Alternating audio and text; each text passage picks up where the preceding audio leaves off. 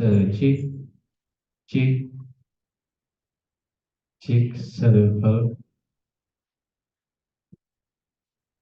cik, satu hal di Jawa. Selamat siang.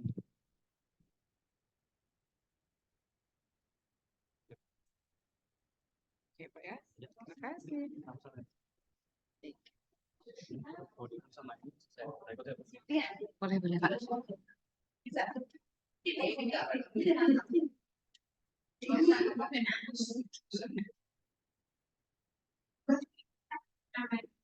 Baik. Baik, mohon izin Bapak dan Ibu untuk dapat menempati posisi kursi yang di depan terlebih dahulu, Bapak dan Ibu. Yang di depan dulu. Ya di depan dulu, nanti kalau berfoto nggak kelihatan. Ibu Adani, dimohon untuk mengisi yang di depan terlebih dahulu.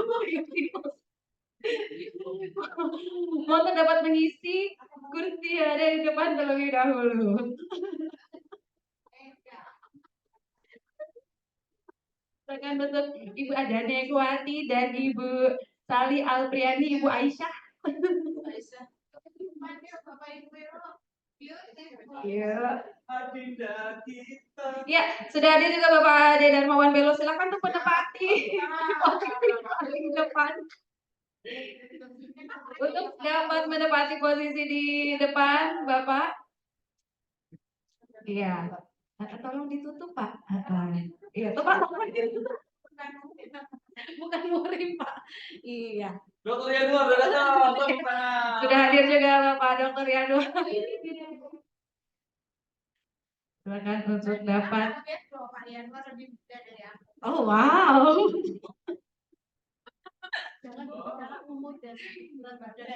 Baik, Bapak dan Ibu.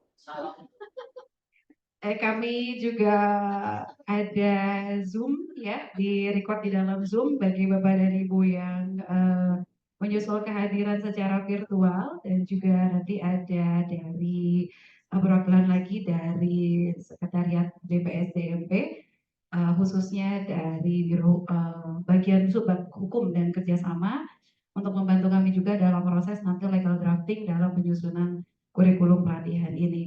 Baik Bapak dan Ibu, ya Pak Ade Belo, gelisah sekali. Di depan Bapak, mohon izin Pak.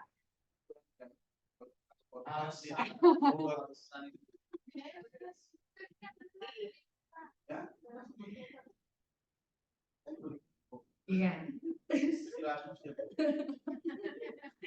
Ya, baik, izin saya mulai kembali karena sudah hadir Bapak narasumber kita, sudah hadir ada di pojok belakang sana dengan Bapak Agus Sulistyo. Baik, saya buka kembali. Assalamualaikum warahmatullahi wabarakatuh. Selamat menjelang makan siang Bapak dan Ibu. Karena ini ternyata sudah hampir jam 11. Izin saya membuka terlebih dahulu dengan pantun ya. Enggak ada sekarang, nggak beautiful, cakep ya. Ke Peninsula berangkat kemarin petang. Sarapan paginya pakai roti. Terima kasih Bapak dan Ibu telah berkenan datang. Mari kita mulai acara pada siang hari ini. Baiklah, hadir bersama kita semua Bapak Agus Sulistyo dari Pusdik Latuas BPKP selaku narasumber pada sesi diskusi kita yang pertama di pagi hari ini terkait dengan kurikulum pelatihan penyusun bahan evaluasi dan pelaporan. Mohon izin dengan hormat kepada Bapak Agus Sulistyo untuk dapat menempati singgasananya, Pak. Ya. Tenang saja, Pak. Boleh tepuk tangan untuk Pak Agus. Kenapa laptop tadi ini di luar? Ya, ya, baik. Ya, Pak Agus ditemani oleh saya dengan terima Bapak. Semoga sama. Iya, jadi kita tidak serius-serius banget ya Pak ya, nanti pusing Pak. Telah hadir Bapak Agus Sulistyo selaku Subkoordinator Pemantauan Kinerja dari Badan Pengawasan Keuangan dan Pembangunan atau BPKP, dan BPKP ternyata sudah korpu ya Pak ya. Ya, jadi menarik ketika saya menghubungi Pusdiklatwas BPKP bahwa Pusdiklatwas BPKP ini sudah korpu dan dalam proses pembelajarannya ternyata melibatkan pejabat pelaksana maupun fungsional pada pelatihan-pelatihan yang dituju ya Pak ya. Jadi tidak hanya widya suaranya. Itu dia ya. Mungkin nanti dalam proses korpu kita juga bisa banyak sharing knowledge ataupun diskusi dengan Pusdiklat Kelas BPKP. Beliau juga pengalaman di Biro Manajemen Kinerja, Organisasi dan Tata Kelola, juga sebagai Deputi Pengawasan Bidang Polhukam PMK, juga Deputi Pengawasan Penyelenggaraan Keuangan Daerah. Baik. Untuk mempersingkat waktu, mohon izin untuk Pak Agus dapat memulai saja pemaparannya untuk materi kurikulum pelatihan penyusun bahan evaluasi dan pelaporan. Baik, terima kasih Bu Rima. Izin Bapak Ibu sekalian, cakep gitu. Biasanya saya bilang cakepnya gitu. Baik, terkejut sebenarnya di sini tadi bertemu Pak Kris ya, mentor kami Bu, coach, dosen dan seterusnya lah, semua yang berbau-bau maha guru gitu ya. Jadi ini seperti menggarami lautan gitu. Tapi karena konteksnya sharing, jadi kami izin memberanikan diri untuk menceritakan lah ya, barangkali beberapa pengalaman terkait dengan penyusunan kurikulum gitu ya. Nah, seperti yang tadi disampaikan Bu Rima, Bapak Ibu sekalian, jadi saya sebenarnya tidak di Pusdiklat ya, bukan di Pusdiklatwas, tetapi di Biro Manajemen Kinerja Organisasi dan Tata Kelola. Namun karena konteks diskusinya itu terkait dengan eh, ini ya, jabatan penyusun bahan evaluasi dan pelaporan, yang kebetulan tugas dan fungsinya itu terkait dengan beberapa nomenklatur di slide berikutnya ya. Bapak Ibu sudah hafal ya, ada apa terkait dengan penyusunan laporan kinerja, kemudian juga terkait dengan next Bu. Nah, nanti kita kira-kira tiga hal ini ya yang coba ingin kami sampaikan berikutnya. Tusi dan nih jabatan penyusun bahan evaluasi dan pelaporan itu kan ada lima hal kebetulan ya. Ada menyiapkan dan menyusun bahan perjanjian kinerja. Lalu yang kedua menyusun rencana program kegiatan, monitoring dan evaluasi pelaksanaan SPIP. Kemudian ketiga terkait dengan LKJ, laporan kinerja. Kemudian keempat terkait dengan e-performance, benar ya. Dan yang terakhir terkait laporan tahunan. Nah, yang kalau di klaster sebenarnya Bapak Ibu, ini kan nomor satu dengan ya tutusi nomor satu, nomor tiga, nomor 4 dan nomor 5 ini satu kesatuan. Ya kalau diringkas sebenarnya ya penyusunan dan evaluasi atau monitoring, ya, penyusunan, monitoring dan evaluasi kinerja itu ya konteksnya ya. Ada yang kemudian kita laporkan kepada pihak eksternal yaitu di tusi nomor 4 baik kepada DJA, kepada Bappenas maupun kalau e-performance di Bapak Ibu dilaporkannya ke mana nih? Ekin, internal berarti. Ekin Kemenhub, oke itu internal. Lalu yang di eksternal ada Smart DJA sama Imonetnya Bappenas, kan gitu ya. Nah, Bapak Ibu sekalian, kebetulan kami sehari-hari itu yang terkait dengan nomor satu penyusunan perjanjian kinerja, kemudian terkait dengan yang ketiga penyusunan laporan kinerja, empat terkait dengan pelaporan di aplikasi dan yang laporan tahunan. Ini eh, tusi tersebut kalau di BPKP di Biro Manajemen Kinerja Organisasi dan Tata Kelola.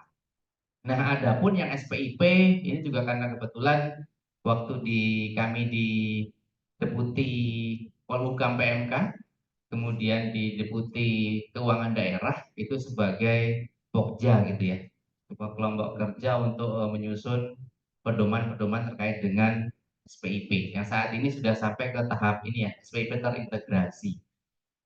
Baik Bapak Ibu sekalian, nanti apabila ada yang mau kita diskusikan boleh langsung di skip ya Bapak Ibu. Kami yakin sudah ini ahlinya ahli semua, jadi mungkin nanti banyak hal yang Bapak Ibu sebenarnya sudah sudah pernah susun atau pernah diskusikan gitu ya.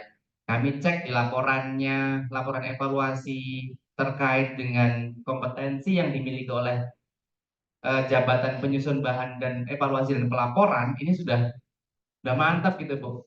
Saya sempat terkejut loh, kami kalau membuat rencana pelatihan itu bahkan nggak sedetail itu. Artinya evaluasi yang dilakukan oleh Pusdiklat itu kemudian secara dokumentasi mungkin nggak sedetail yang teman-teman Kemenhub punya gitu. Nah itu kami sekaligus belajar Bu Rima, nanti kami sampaikan ke Pusdiklat. Baik, berikutnya. Nah, Bapak Ibu sekalian, kalau kita lihat bagaimana kemudian proses penyiapan dan penyusunan bahan perjanjian kinerja. Kan kalau kita lihat nanti yang perlu kita mungkin pahami bersama tentu proses bisnisnya. Bagaimana proses penyusunan perjanjian kinerjanya, lalu penandatanganan perjanjian kinerjanya seperti apa, lalu kalau ada revisi seperti apa. Kan intinya tiga hal ini yang kemudian harus diketahui oleh teman-teman eh, penyusun apa tuh? Nah, penyusun bahan dan evaluasi pelaporan, dan gitu. Nah, dari sisi perjanjian kinerja, kalau kita mungkin kita terapkan dalam konteks real gitu ya, kan mayoritas itu top down gitu ya. Secara proses itu top down. Ada cascading kinerja yang sudah disusun oleh katakanlah kalau di kami Biro Manajemen Kinerja, mungkin di Kemenhub misalnya Biro Perencanaan atau sejenisnya gitu ya, yang kemudian tugasnya menyusun perjanjian kinerja dari menteri ke eselon 1 sampai ke eselon 2, sampai ke Satker eselon 2 gitu ya. Ya, kemudian kita perlu ingat bahwa di situ pastinya ada proses diskusi, ada proses komunikasi antara Satker yang kemudian sudah mendapatkan katakanlah data-data eh, kinerja yang top down tadi, perlu ada proses diskusi sehingga apa, target-target, indikator-indikator, sasaran yang kemudian menjadi milik dari suatu satker itu benar-benar eh, merasa ya, satker tersebut merasa memiliki itu, ada rasa kepemilikan itu, bukan hanya merasa oh ini kami sudah dikasih, nggak tahu bagaimana proses mendapatkan katakanlah besaran targetnya itu. Nah, jangan sampai seperti itu. Nah, makanya konteks yang mungkin proses yang barangkali yang terbaik tentunya kombinasi. Ada top down-nya, ada bottom up-nya, ada diskusi. Nah, lalu cascading kinerjanya gimana? Kita terekam dalam konteks Kemenhub gitu ya. Cascading kinerja dari tadi yang dari eselon 2 ke level individu itu seperti apa? Mengapa demikian? Karena teman-teman penyusun penyusun bahan, analisis dan evaluasi pelaporan tadi, itu kan konteksnya melaporkan kinerja di satkernya, gitu ya, kinerja di satker.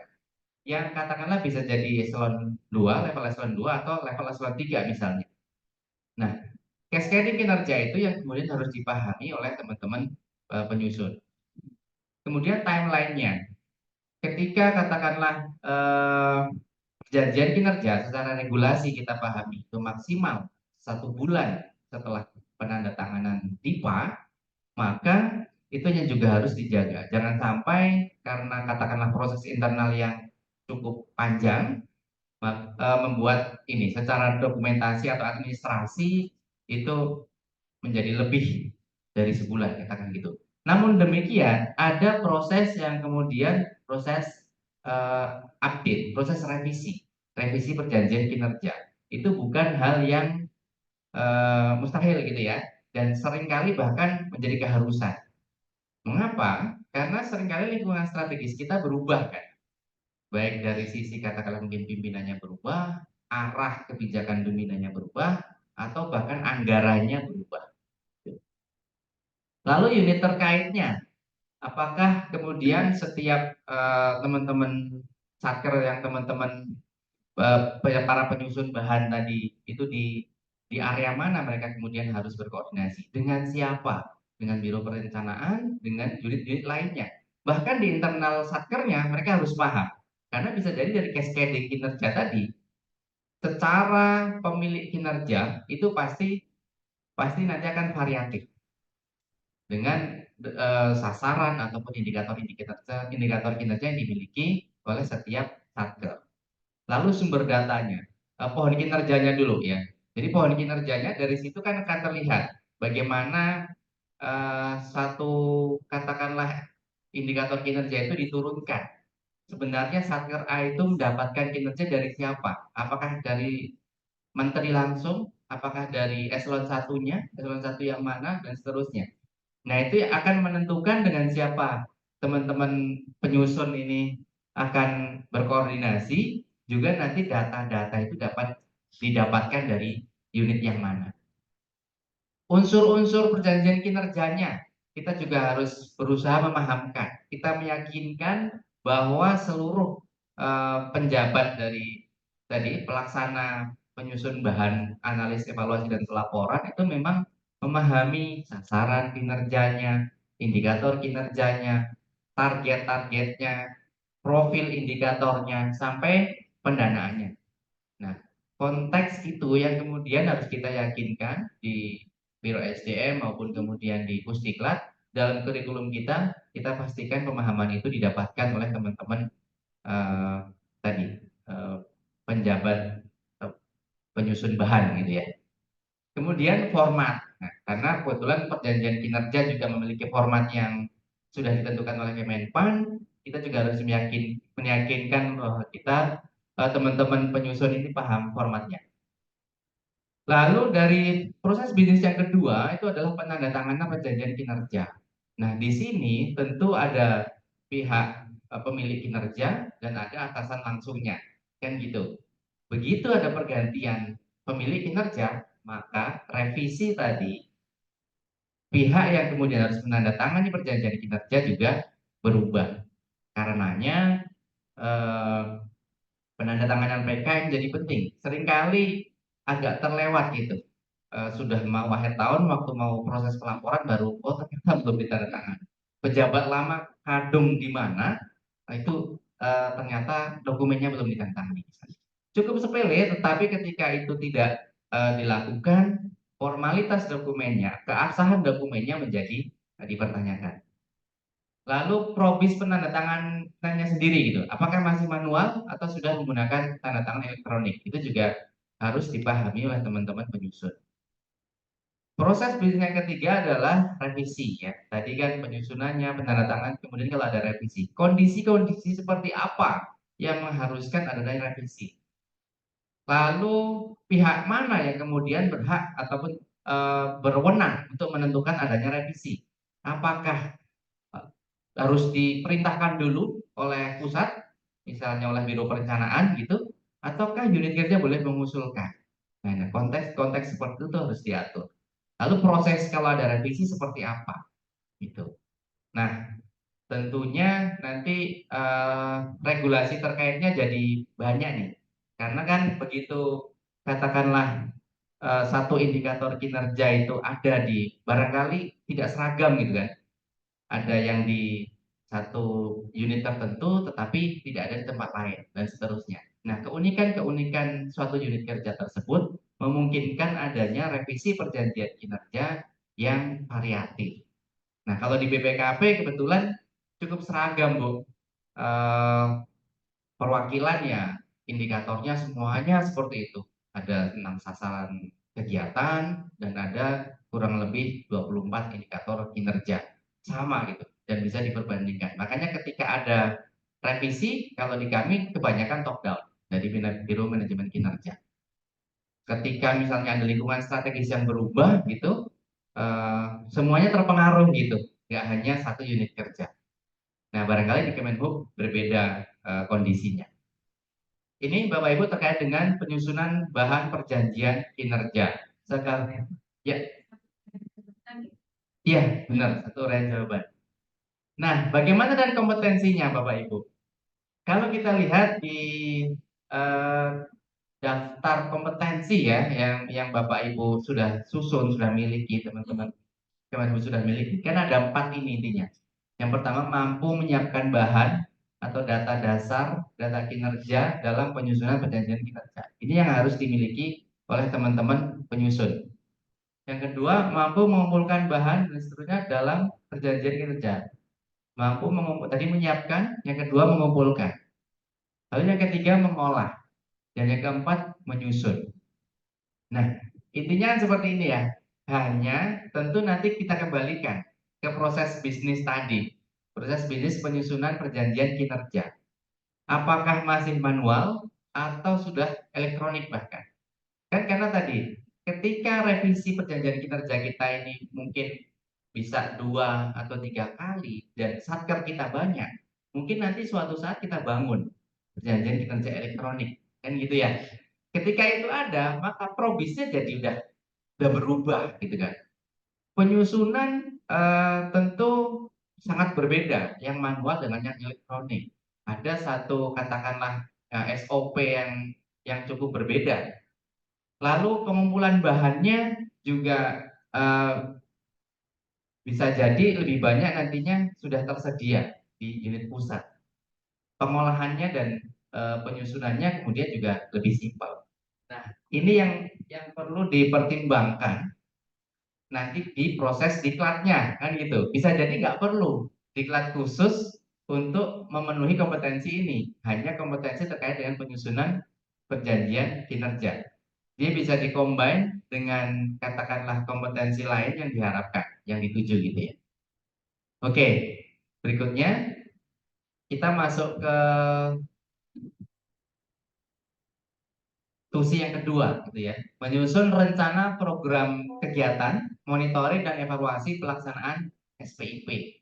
Nah, ini cukup cukup berbeda ya dengan tadi. Walaupun ketika nanti kita bicara katakanlah laporan kinerja, baik perjanjian kinerja maupun katakanlah program dan kegiatan terkait dengan SPIP, ini pasti muncul di situ.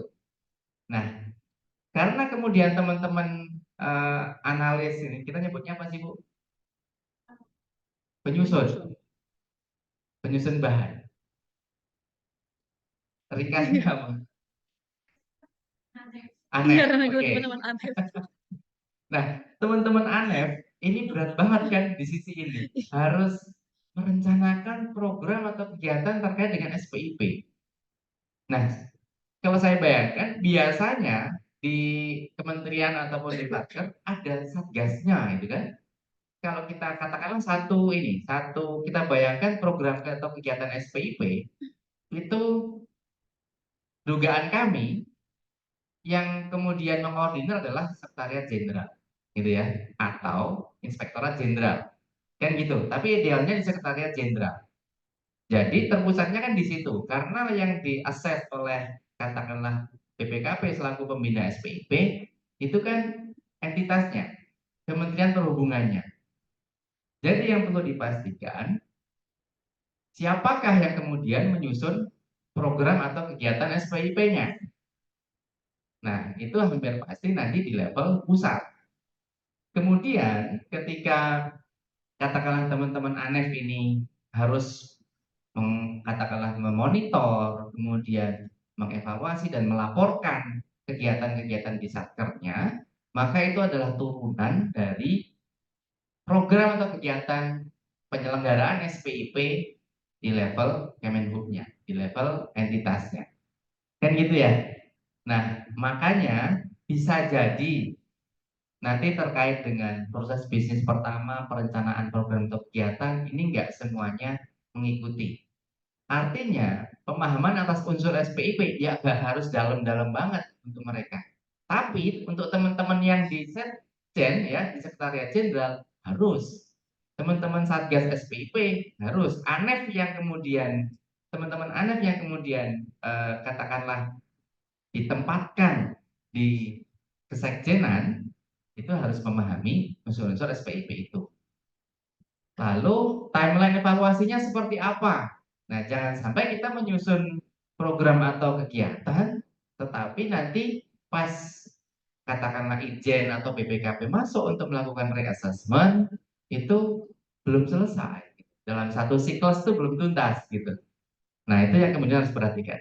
Lalu unit terkaitnya, apakah biro perencanaannya, Ijen, unit lainnya, itu seperti apa? Kalau kemudian katakanlah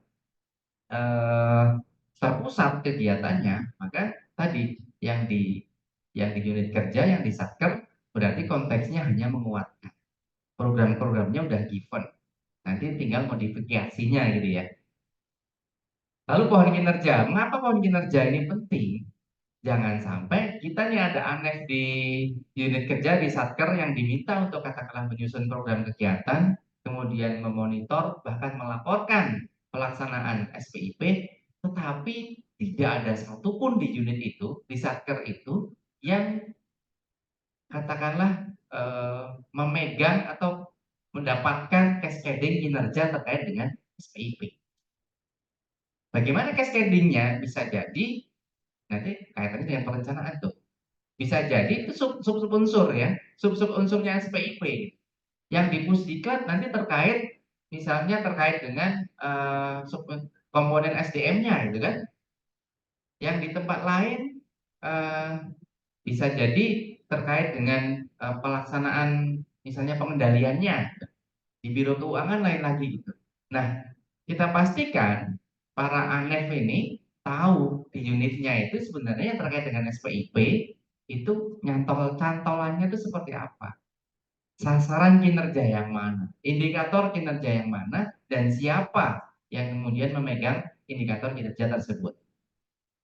Kaitannya kemudian ke poin kelima, sumber data.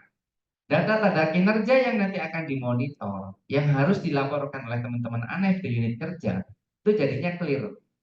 Karena kita udah tahu cascading kinerjanya itu ke si A atau si B. Itulah yang harus ditagihkan ke sana. Lalu format pelaporan, ini juga harus kita pahamkan ke mereka, ke teman-teman ANEF. Kalau kemudian katakanlah Satgas SPIP level entitas itu termasuk memberikan guidance di format laporan, berarti format itu harus dipenuhi. Lalu proses bisnis yang kedua, pelaksanaan program atau kegiatannya. Sekali lagi pihak-pihak terkaitnya harus diketahui oleh teman-teman ANEF. Anggarannya nempel di mana, bagaimana kemudian eksekusinya, kapan bisa dilakukan, muncul di timeline. Lalu yang nggak kalah penting di proses bisnis ketiga, MONEF, ya, monitoring dan evaluasinya. Komponen atau kriteria yang kemudian harus katakanlah dijaga oleh teman-teman ANEF itu harus clear, sehingga ketika mereka katakanlah nanti kata mengevaluasi sudah berhasil atau belum, sudah tercapai atau belum target-target SPIP di unit kerja mereka, maka acuannya adalah komponen atau kriteria yang sudah ditetapkan. Formatnya seperti apa, format monefnya, dan apa tujuan hasil monefnya ke siapa. Tujuan hasil monef ini dilaporkannya kemana? Ya, apakah hanya ke internal, ataukah kemudian ke misalnya ke kompilator level kementerian gitu. Itu yang kemudian harus kita pastikan. Nah, berikutnya dari tugas dan fungsi ini, dari proses bisnis ini, kita cek tuh next slide-nya, kompetensi yang sudah kita kumpulkan atau sudah kita sepakati untuk teman-teman ANEF terkait dengan penyelenggaraan dan monitoring serta evaluasi SPIP, itu kan tiga ini. Mampu mengumpulkan bahannya, kemudian mampu menyusun rencana program kegiatannya, lalu mampu menyusun evaluasi pelaksanaannya. Nah, ini yang kemudian kita coba evaluasi lagi. Apakah seluruh proses bisnis dari katakanlah penyusunan rencana program dan pelaksanaan serta evaluasi SPIP itu semuanya sudah tercakup dalam tiga kompetensi yang muncul di dalam rencana pelatihan kita ini. Baik, next itu yang kedua. Nah, dulu ya. Baik, ada diskusi dulu Bapak Ibu? Lanjut, Pak. Lanjut, oke. Nah, yang ketiga, dan ini sekaligus yang keempat sebenarnya, karena tadi penyiapan dan penyusunan laporan capaian kinerja dan laporan kinerja instansi pemerintah dan laporan tahunan, ini kami bayangkan sebenarnya isinya itu aja kan. Jadi kecuali nanti teman-teman katakanlah di Kemenhub memang berbeda, teman-teman ANEF ini menyusun format laporan kinerja dengan laporan tahunan itu memang dibuat berbeda, dan tujuannya juga berbeda, maka silakan. Tapi kalau di kami, di BPKP, ini kami jadikan satu. Laporan kinerja ya, termasuk laporan tahunan ketika pada triwulan 4. Tetapi laporan kinerja ada laporan kinerja triwulan 1, 2, dan 3. Nanti baik dari triwulan 4 itu menjadi laporan tahunan sebenarnya. Sama. Nah, dikatakanlah ketika kita sudah melaporkan menggunakan aplikasi, maka bisa jadi bulanan gitu. Yang kita evaluasi bulanan. Data-data kinerja tiap bulan itu sudah trennya bisa terlihat. Tapi kalau katakanlah masih manual, minimal triwulanan kita upayakan. Jadi jangan sampai hanya laporan tahunan. Mengapa demikian? Karena ketika hanya tahunan, nanti telanjur gitu kan, nggak bisa di-adjust. Triwulan 1 sebenarnya sudah banyak masalah gitu. Tapi karena pelaporannya nunggu akhir tahun, kita nggak lakukan penyesuaian, nggak lakukan adjustment. Nah, Bapak Ibu, serupa dengan tadi, secara proses bisnis terkait dengan penyusunan laporan kinerja, ada tahap persiapan, ada tahap penyusunan, dan tahap pelaporannya. Di tahap persiapan, kita harapkan teman-teman ANEF paham unsur pelaporannya apa saja. Sehingga di situ nanti akan diketahui bahan-bahan yang diharapkan terkumpul itu apa saja. Kemudian yang kedua, timeline pelaporannya. Jangan sampai eh, ketika katakanlah mulai menyusun itu sudah mendekati due date gitu kan. Sehingga pemahaman atas timeline pelaporan secara utuh siklus dalam setahun itu kita juga harus memastikan teman-teman ANEF memahami itu. Lalu unit terkaitnya sama, apakah kemudian ini laporan yang kemudian secara format misalnya sudah ditentukan oleh teman-teman Biro Perencanaan atau misalnya ada katakanlah ruang untuk modifikasi. Nah, laporan kinerja yang sudah diatur oleh Kemenpan itu laporan kinerja level entitas, gitu kan? Sampai dengan entitas yang pertama, kemudian unit kerja eselon 1 dan yang ketiga unit kerja eselon 2 mandiri. Itu kan yang diatur oleh di dalam Permenpan. Yang belum, tentunya kita di internal, kami bayangkan tetap perlu ada laporan. Satker-satker atau unit kerja non mandiri itu tentu tetap diharapkan muncul laporannya gitu. Nah, itulah yang kemudian perlu diatur dalam regulasi internal. Lalu pohon kinerjanya juga harus dipahami. Sekali lagi, nyambung ke tadi ke perencanaan. Ketika kita melaporkan, berarti sebenarnya yang kita sampaikan adalah unsur-unsur yang ada di perencanaan, gitu kan? Realisasi atas program kegiatan, indikator kinerja bagaimana, targetnya, tercapainya seperti apa yang sudah direncanakan. Karenanya pemahaman pohon kinerja sekali lagi menjadi irisan yang tidak terpisahkan dalam proses ini. Sumber datanya juga bahwa dalam laporan kinerja yang penting bukan hanya data kinerja dalam satu tahun itu, tetapi kita harus sebenarnya punya pembanding. Tahun lalu seperti apa, pada triwulan sebelumnya seperti apa, sehingga nanti ketika melaporkan itu variannya banyak. Bisa jadi meningkat, terlihat meningkat dalam satu periode itu, tetapi bandingkan dengan katakanlah akhir tahun renstra. Posisinya seperti apa? Apakah sudah aman atau belum? Mengapa ada kenaikan atau penurunan? Itu yang kemudian nanti harus dievaluasi. Karenanya dalam proses persiapan, renstra dan laporan kinerja sebelumnya itu harus dipegang. Data-datanya harus dipegang oleh teman-teman. Format laporannya juga harus sudah dipahami. Kemudian tadi cascading kinerja, indikator dan targetnya juga harus dalam pemahaman yang sama. Profil indikatornya harus sudah dipahami oleh teman-teman ANEF.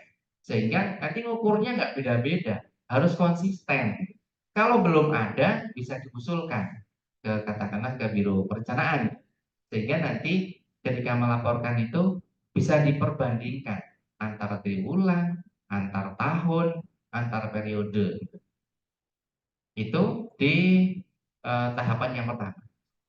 Tahap yang kedua adalah penyusunan laporan kinerjanya sendiri. Nah, di sini tentu perlu ada pengumpulan bahan, proses pengumpulan bahan. Artinya kalau tadi proses persiapan, ini kalau kami bayangkan di level pusat, ada guidance. Laporan kinerja 2023 misalnya kemarin. Apa-apa yang harus dilaporkan. Kepada siapa unit kerja harus melaporkan. Timeline-nya seperti apa. Itu mungkin perlu diatur pada level pusat. Nah, teman-teman ANEF di Satker tinggal melaksanakan. Kan gitu. Nah, bahan-bahannya kalau kemudian pada katakanlah level entitas, level Kemenhub itu pengumpulan bahan juga dilakukan dengan berbagai unit kerja, di internal Satker tentu juga ada koordinasi antar subunit gitu. Konfirmasi data menjadi penting. Jangan sampai hanya mengkompilasi tanpa ada konfirmasi. Itu yang harus kita yakini, kita yakinkan bahwa teman-teman ANEF kemudian paham. Bisa memilah mana data yang katakanlah eh, memang valid, mana yang masih perlu dikonfirmasi. Jangan hanya diterima langsung gitu. Dan yang ketiga ada analisis dan evaluasi data kinerjanya. Capaiannya nanti dianalisis menurun atau cenderung sama atau meningkat. Yang nggak kalah penting root cause-nya. Ketika ada penurunan kinerja atau ketidaktercapaian kinerja, teman-teman ANEF harus bisa menggali. Ini penyebab utamanya apa gitu. Kalau itu tidak bisa dilakukan, nanti perbaikan kinerjanya susah. Atau yang muncul hanya formalitas yang berulang terus, yang sebenarnya abstrak dan itu kalaupun dilakukan nggak ada efeknya. Dan yang arah kemudian adalah strategi berikutnya. Gitu. Makanya mungkin kalau dari sisi pelatihan, yang poin ketiga ini analisis dan evaluasi data kinerja ini menjadi penting pendalamannya. Itu dari sisi tahap yang kedua. Yang ketiga, Bapak Ibu, tahap pelaporannya sendiri. Tujuan pelaporannya kemana? Apakah kemudian ke Biro Perencanaan atau ke katakanlah atasan langsung dari kepala unit kerja atau ke menteri, itu harus dipastikan. Proses reviewnya seperti apa harus kita pastikan juga berjalan. Lalu monitoring tindak lanjut atas rekomendasi. Ini penting. Jadi jangan sampai rekomendasi hanya eh, menjadi formalitas gitu ya. Dia tertulis tetapi dilaksanakan atau enggaknya tidak ada yang memonitor. Nah, itulah yang kemudian perlu disiapkan atau perlu dilakukan oleh teman-teman ANEF. Monitoring atas tindak lanjut rekomendasi yang telah disampaikan di dalam laporan kinerja itu harus dipastikan terlaksana. Nah, Bapak Ibu, kita lihat next slide. Kompetensi yang sudah kita coba ini ya, yang Bapak Ibu sudah tuangkan di dalam dokumen pelatihan itu ada 4. Mampu menginventarisasi data internal atau eksternal, kemudian mampu mengolah datanya, ketiga mampu menganalisis, dan yang keempat mampu menyusun. Jadi secara kompetensi kira-kira 4 inilah. Nah, tinggal nanti bagaimana pelatihannya gitu kan. Nah, tentunya nanti kita lihat ada di slide yang terakhir. Tapi sebelum itu kita masuk dulu ke tusi yang berikutnya. Ini sebenarnya agak rutin gitu ya. Tusi yang ke berapa nih? 4 ya. Menginput data pelaksanaan kegiatan. Namun, walaupun rutin, secara dampak ke kementerian itu cukup tinggi gitu. Karena pelaporannya keluar gitu kan. Ada yang ke BJA gitu ya, ada yang kemudian ke Bappenas. Laporannya sebenarnya simpel, laporan output itu kan, laporan realisasi output. Tetapi kalau kemudian pengampunya, ANEF ini tidak memahami katakanlah nomenklatur outputnya, kemudian tidak memahami eh, di mana data-data itu dapat mereka ambil, nanti bolong, merah. Kalau merah, merah doang nih yang ditegur nanti bisa sampai ke menteri gitu misalnya. Ada rapotnya biasanya kan dari Bappenas, kemudian dari Kemenq, kadang-kadang ada penghargaannya. Itu kan secara katakanlah risiko menjadi tinggi gitu. Padahal prosesnya sebenarnya sederhana, coba menginput di aplikasi. Dan inputannya juga inputan output, realisasi-realisasi kegiatan gitu. Nah, karenanya secara proses ataupun tahapan yang kita harus pastikan teman-teman ANEF pahami dari persiapan, penginputan, dan pelaporannya. Persiapannya apa? Aplikasi terkait harus paham. Nah, ini kan seringkali nggak bisa instan. Kita harus pastikan, katakanlah ketika sudah waktunya ini ya, nanti mutaksi misalnya gitu. Ini kan udah paham banget nih si A misalnya terkait dengan e-performance ya, melaporkan data-data kinerja baik di internal ke aplikasi internal, ke Emonef yang ke Bappenas maupun yang kemudian ke Smart DJA. Jadi PP39 sama Emonef kan sama sebenarnya kan, itu di Bappenas. Tapi kalau kemudian tiba-tiba katakanlah dia ada yang tugas belajar, tapi nggak sempat ada ini, ada katakanlah transfer knowledge, bingung. Ketika bingung, ini kan laporan per bulan. Satu bulan ganti input, nanti bulan berikutnya udah bingung tuh. Pasti kuning, lama-lama merah, lama-lama panik gitu. Nah, karenanya di sisi persiapan, aplikasi-aplikasi terkait, Emonef-nya, ini harus bisa bedah. SOP internal itu harus tersedia sehingga nanti siapapun yang kemudian katakanlah ANEF yang bertanggung jawab untuk menginput data pelaksanaan kegiatan itu bisa langsung paham gitu dalam waktu yang cukup singkat.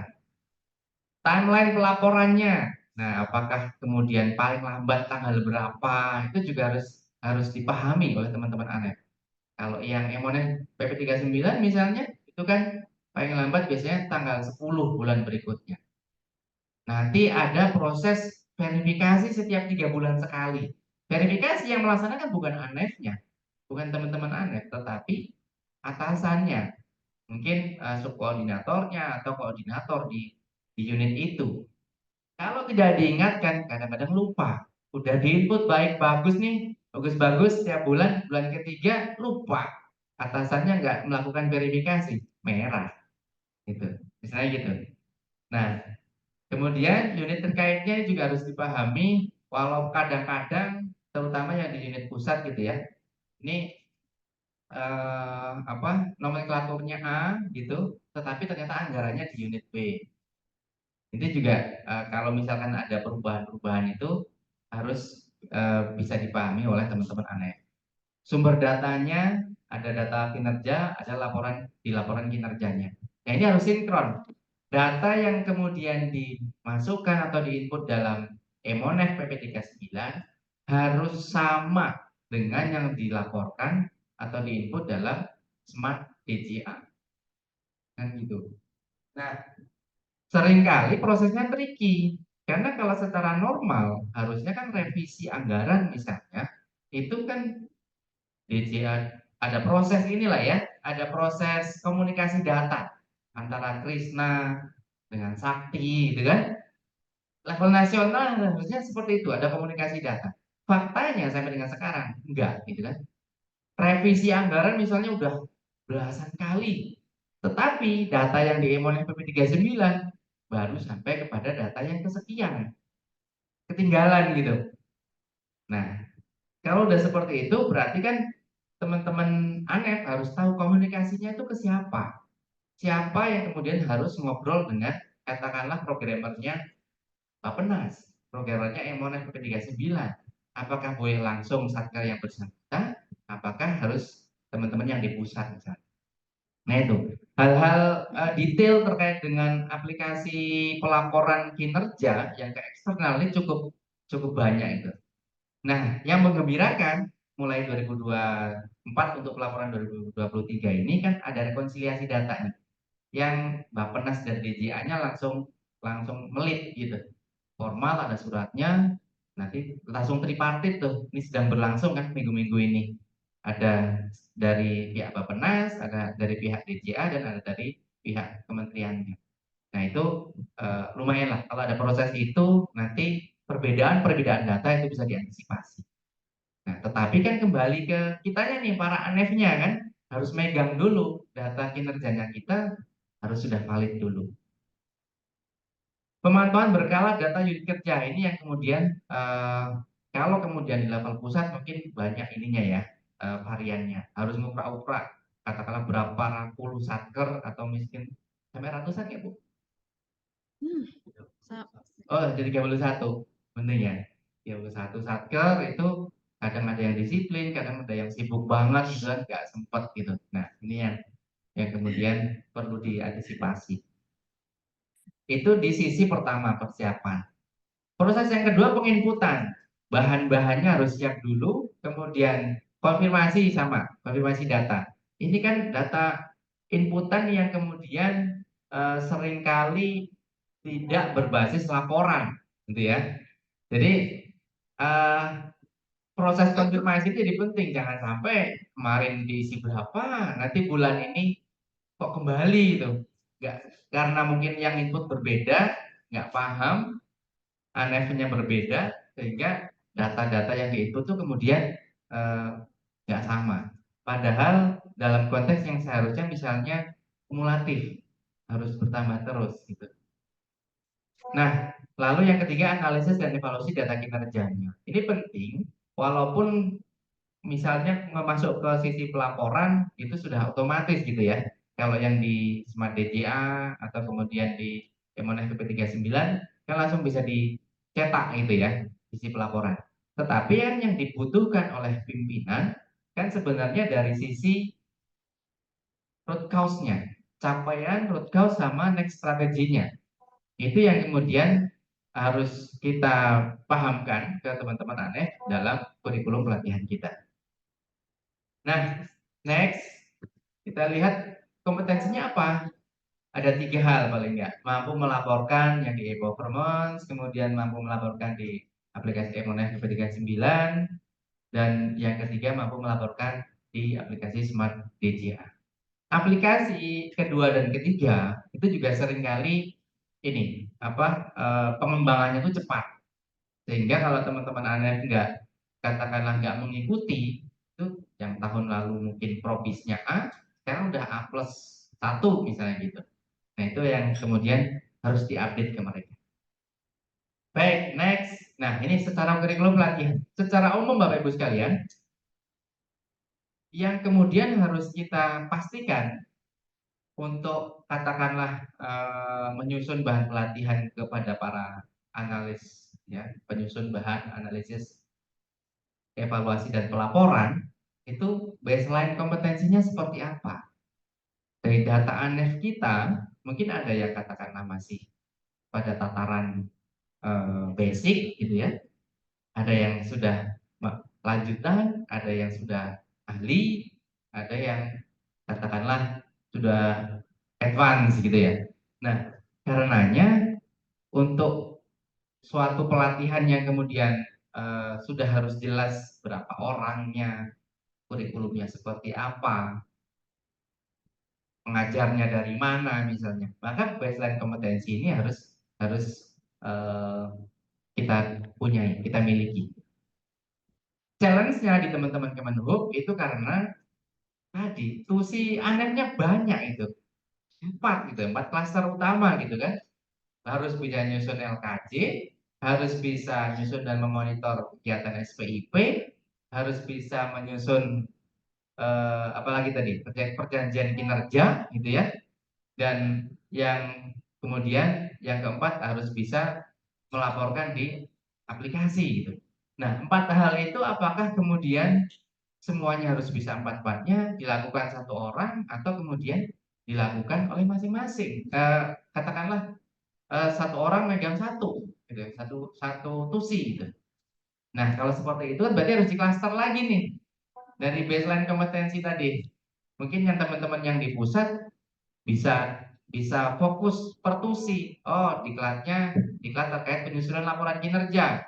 Di situ sekaligus katakanlah kita bisa pegang 3, laporan kinerja yang tahunan, ya, kemudian penyusunan perjanjian kinerja, sama itunya, yang e-government-nya, yang di aplikasi. Itu bisa jadi satu satu diklat. Dan kalau kita lihat di katakanlah di Kemenpan atau di BPKP, Ada diklat itu, ada diklat, katakanlah kalau mau satu siklus sekalian, diklat sakitnya gitu kan, diklat penyelenggaraan sakit. Kalau mau terkait evaluasinya, diklat evaluasi sakit gitu. Pun kalaupun misalnya sudah yang dari sisi katakanlah evaluasi itu kan lebih happy-nya ke inspektorat gitu. Tetapi yang lebih penting ke teman-teman ANEF dari sisi penyelenggaraan misalnya. Ya udah berarti diklat penyelenggaraan sakit. Di situ full 5 hari kan dapat ini titipan pusdiklat nih.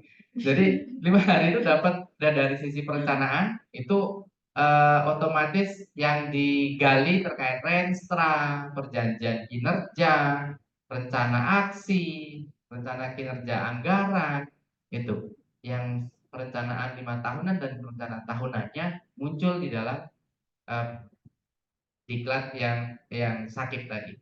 Yang pertama itu. Yang kedua, dari sisi komponen pengukurannya. Nah, komponen pengukuran itu sebenarnya mewakili analisis pelaporan dan analisisnya, gitu kan? Berapa capaian-capaiannya, mengapa segitu, apakah tercapai atau tidak, kalau tidak tercapai penyebabnya apa, kemudian apa rencana aksinya. Kan tadi di sisi evaluasi, gitu kan? Nah, itu muncul di materi pengukuran kinerja misalnya. Yang ketiga di sisi pelaporan, otomatis bisa melaporkan semuanya. Dan yang keempat di komponen monitoring atau akuntabilitas kinerja internal, itu mengevaluasi keseluruhan. Nah, itu masuk ke kompetensi yang dituju. Jadi kompetensi yang dituju bisa jadi berbeda gitu kan ya, pertimbangan ya, antara katakanlah kompetensi yang diharapkan muncul di teman-teman ANEF yang di pusat dengan yang teman-teman yang di Satker bisa jadi berbeda. Proses bisnis atas tusinya tadi yang kita bahas itu menjadi pertimbangan. Lalu durasi pelatihan, kita punya katakanlah waktu untuk melatih itu berapa lama, itu juga perlu nantinya menjadi pertimbangan untuk penyusunan kurikulumnya. Klaster satker peserta tadi bisa jadi satker yang dia tuh semuanya palu gada gitu kan, seluruh ANEF itu mengerjakan 5 tusi tadi semua mereka. Tapi ada juga yang hanya mengerjakan 1 atau 2 itu. Nah, itu harus di cluster sehingga nanti ketika pelatihan itu nggak bingung gitu. Ada yang sudah mahir, ada yang baru belajar. Dan yang terakhir pengalaman peserta. Nah, ini kan semakin berpengalaman sebenarnya, apalagi dengan nomenklatur jabatan yang kemudian nggak berubah gitu. Jadi kan kemana, ke unit mana saja, bayangan kami dia kerjainnya terkait itu kan, terkait tusi itu, sehingga makin lama makin berpengalaman, makin lama makin mahir. Nah itu Bapak Ibu pemantik diskusi kita pada siang hari ini. Terima kasih. Waktu saya kembalikan dulu kepada Bu Rima. Terima kasih Pak Agus, luar biasa, boleh tepuk tangan kembali. Gambarannya cukup jelas sekali Bapak terkait dengan bahkan membedah 5 ya Pak, kurang lebih 5 uraian jenis kegiatan yang memang sebetulnya kami gunakan di analisis kebutuhan pelatihan sebelumnya. Jadi memang di Kementerian Perhubungan nomenklatur jabatan itu sangat beraneka ragam Pak. Lalu kami mencoba melakukan klaster, masuklah di dalam kelompok jabatan, kami menyebutnya kelompok jabatan penyusun bahan analisis dan evaluasi. Nah, kemudian kami mencoba mengklaster dari berbagai UJK dari nomenklatur-nomenklatur jabatan tersebut dan dikerucutkanlah menjadi 5. Dan 5 inilah yang kami tuju untuk pada akhirnya membentuk suatu desain kurikulum pelatihan. Baik Bapak dan Ibu, jika ada pertanyaan boleh untuk sesi pertama, saya sudah tahu Pak Yanuar ya. Boleh untuk 2 penanya terlebih dahulu. Boleh Pak Yanuar, mohon izin Pak Yanuar. Ini enggak Pak?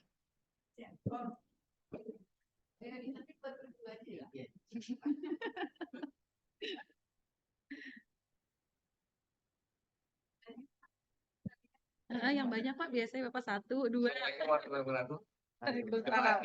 Warahmatullahi wabarakatuh. Pak Agus, langsung saja Pak ya. Mohon izin mungkin ini agak sedikit panjang boleh. Nah, iya kan? Jadi jadi yang pertama, saya ingin tanya Pak, kalau di BPKB Nama jabatannya apa Pak? Penyusun bahan evaluasi dan pelaporan, gitu Pak ya, di BPKP. Namanya itu Pak. Langsung ya. Nah, nanti nyambung Pak. Oh iya. Kebetulan nomenklatur jabatan tadi saya baru dapat tuh dari Bu Rima itu. Kami nggak ada, Pak. Ada ya. Kami nggak ada. Jadi yang nyusun di kami, misalnya nih kami di Biro Manajemen Kinerja, kan nyusunnya untuk level biro, kemudian level sekretariat utama, sama level BPKP.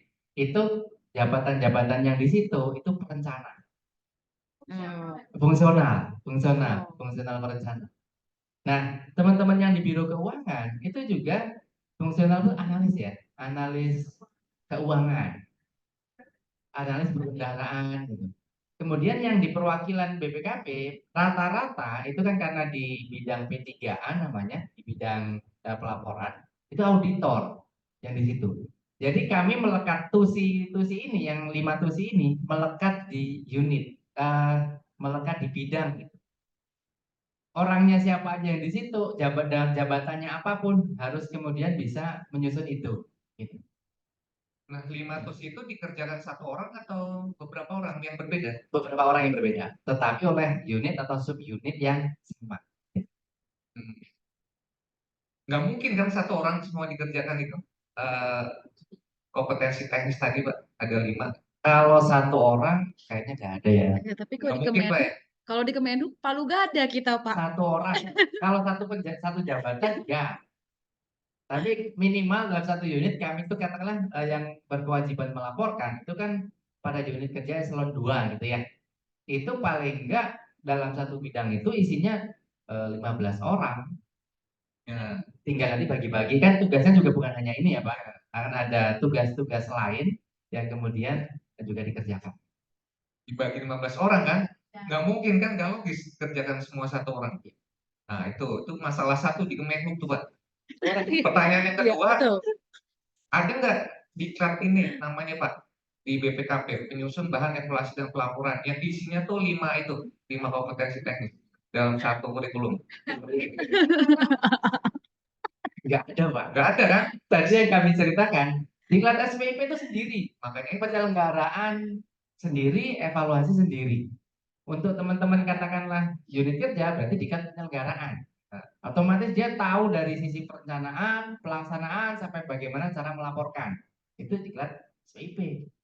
Lalu yang tadi terkait dengan laporan kinerja ada diklatnya sendiri. ya, Itu bisa katakanlah ya dalam satu siklus diklat itu kan 5 hari gitu ya. 5 hari itu udah ngublek-ngublek biasanya karena kalau hanya laporan kinerja kan langsung bosan ya. Jadi konteks kami di diklat sakit namanya. Penyelenggaraan sakit yang tadi kami ceritakan. Itu ngomongin dari perencanaan kinerja, pengukuran kinerja, pelaporan kinerja hingga evaluasi kinerja. Itu empat-empatnya dapat. Karena 5 hari kan cukup gitu. Nah, kemudian yang diklat yang ininya yang tadi untuk e-performance baik di Emon FPP 39 maupun katakanlah di Smart DJA lebih sering kami bukan diklat tapi PPM. Karena itu kan sifatnya teknik ya, workshop tapi ya udah daring aja gitu biar sambil praktek. Tapi sebenarnya secara pelaporan kan sudah itu kan pelaporannya pelaporan output Pak ya. Itu masuk di laporan kinerja sebenarnya kan. Angka akhirnya, angka-angka yang diinput oleh teman-teman di aplikasi itu sebenarnya kemudian digunakan di dalam laporan kinerja. Kan itu ya. Nah, makanya ketika angkanya nggak valid, ya fatal. Laporan kinerjanya juga nggak reliable gitu. Itu Pak. Jadi nggak ada diklat yang tadi langsung 5. oke. Ya. Saya konfirmasi, betul dugaan saya memang gitu. Selanjutnya Pak terkait nih, misalnya pelatihan sakit di BPKP dijenjangkan nggak, ada tingkat dasar, lanjutan, menengah, tinggi? Oh, oke. Kalau sakit enggak Pak. Yang ada jenjang seperti itu biasanya ini sertifikasi ya, yang diklat sertifikasi. Itu yang lebih ke keauditoran. Ya. Tetapi untuk yang ini kan namanya diklat teknis substansi. Gado-gado, lebih ke ini clustering peserta. Ketika pesertanya katakanlah itu diklat yang pertama kali, berarti yang belum pernah semua. Itu peserta diklatnya yang kita sortir yang belum pernah. Memang barangkali pernah ada mutasi. Kan tadi kalau kami bukan nomenklatur jabatannya nggak satu gitu ya. Dia bisa mutasi bidang sehingga yang tadinya katakanlah mereka mengaudit tiba-tiba harus buat laporan yang sifatnya klinikal seperti ini. Nah, itu didiklatkan. Nah, tapi secara katakanlah jenjang diklat hanya satu. Namun nanti bisa berulang tahun depan ada diklat lagi, tapi fokusnya bukan yang basic, sudah yang advance-nya. Katakanlah mungkin secara nomenklatur diklat sama, tetapi penekanannya kepada eh, sharing, sharing experience misalnya. Jadi katakanlah ada kelemahan yang kemudian muncul dari evaluasi Kemenpan, itu menjadi dasar bagi Pusdiklat untuk melaksanakan diklat itu. Jadi berdasarkan AOI gitu. Namanya apa itu pelatihan diklat advance? Biasanya tadi Bu sekalian cerita ya bahwa di kami kan ada SGO. SGO itu eh, skill group honors. Ya, skill group honors itu dibagi berdasarkan eselon 1. Nah, yang tusi-tusi seperti ini, kompetensi-kompetensi yang 5 kompetensi tadi, itu masuk SGO di sekretariat utama, SGO umum namanya. Nah, itu yang kemudian eh, diusulkan biasanya setelah melihat ini kok banyak mutasi, terus banyak sekali nih teman-teman yang tadinya belum pernah nyusun laporan, kok diminta, kok masuk ke bidang itu gitu. Ada ini kan, ada aspirasi, dah diusulkan oleh sekretaris utama untuk masuk di diklat misalnya gitu. Nah, namun misalnya tadi banyak temuan nih oleh Kemenpan terkait dengan kualitas katakanlah analisis gitu. Analisis kinerja kita itu dianggap berulang, tapi apa tidak mendalam, nggak ketemu root cause-nya. Nah, kita buat satu pelatihan sendiri. Kalau yang kemudian tidak memerlukan pelatihan yang kemudian outputnya itu tidak dalam bentuk sertifikat utuh, itu biasanya cukup pelatihan 2 atau 3 hari itu juga ada Pak.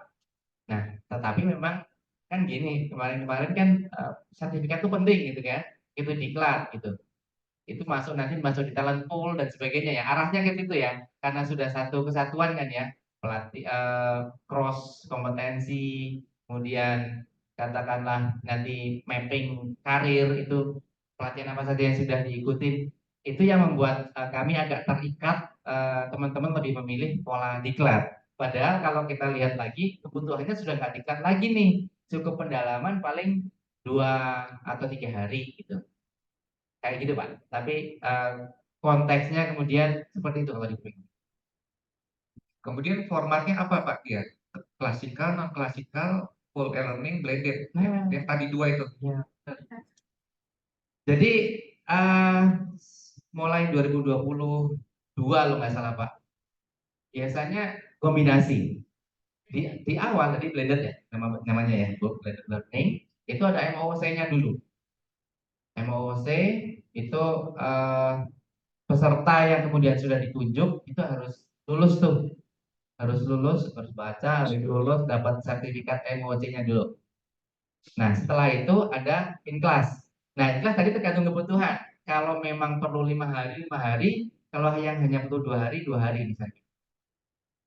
Kemudian untuk pelatihan yang menurut kita itu strategis, artinya ini kita mau misalnya membuat laporan, tetapi bukan laporan yang biasa nih.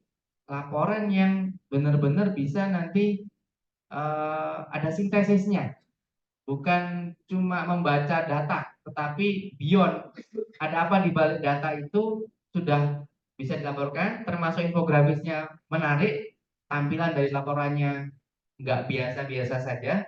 Nah itu di situ biasanya ada proses setelah in class nanti proses mentoring atau coaching ya, coaching dan mentoring gitu. Nah cuman itu nanti sudah spesifik Pak biasanya. Misalnya laporan ya di sisi tadi sisi pelaporan kita melihat laporan Satker ini kok ini flat-flat aja gitu kan, nggak ada gambarnya, struktur organisasi juga gitu, nggak ada variasinya. Nah dibuatlah untuk katakanlah mempercepat memastikan peserta diklat itu mampu ada 3 proses tadi, 4 jadinya. Pertama MOC-nya, lalu ada in class-nya, lalu kembali ke unit kerja itu coaching dan mentoring. Setelah itu hasilnya dipaparkan, ada tim penguji project itu Pak. Hanya yang seperti itu memang pelatihan-pelatihan yang ini strategis dan menjadi perhatian pimpinan. Kalau di kami contohnya penyusunan desain pengawasan. Nah, desain pengawasan itu kan nyusun pedoman nanti dalam pengawasan A misalnya mau audit A itu teman-teman itu harus bisa menyusun nanti gambaran katakanlah program kerjanya seperti apa, sasarannya mana, nanti sampai hasilnya laporannya kira-kira menjadi seperti apa. Terus tergambar dalam desain pengawasan. Nah, itu kan cukup berat tuh kalau hanya katakanlah di kelas bisa diprediksi ya hanya lewat saja gitu. Sehingga perlu kelima proses itu. Yang kedua, di penyusunan sintesis hasil pengawasan namanya. Jadi itu juga kami eh, buat dalam bentuk 5 data blended learning melalui 5 tahap tadi, FOC, in class, coaching mentoring, eh, kemudian apa ujian ya, ada proyeknya ujian, gitu Pak. Baik Pak. Selanjutnya mungkin terakhir nih Pak ya, saya ingin sedikit cerita ke Bapak, memberikan latar belakang Pak. Jadi kenapa konselor ini kita lakukan? Ini berdasarkan hasil analisis kebutuhan pelatihan Pak tahun lalu. Kebetulan saya nggak masuk timnya gitu. Cuma setelah saya baca laporannya, menurut saya ada kesalahan yang cukup berarti gitu ya dalam penyusunan instrumen dan analisis gitu ya. Misalnya di sini Pak, jadi mengambil data di SIK dulu, penyusun bahan evaluasi dan pelaporan, kurang lebih ada 334 orang, survei online, offline, clean datanya 294. Nah, itu hanya ngisi survei ya lewat Google Form, itu nggak jelas, nggak detail gitu. Apa yang dinilai, indikator yang dinilai kompetensi nggak detail. Nah, itu kesalahan pertama, sehingga hasil AKP itu Wah.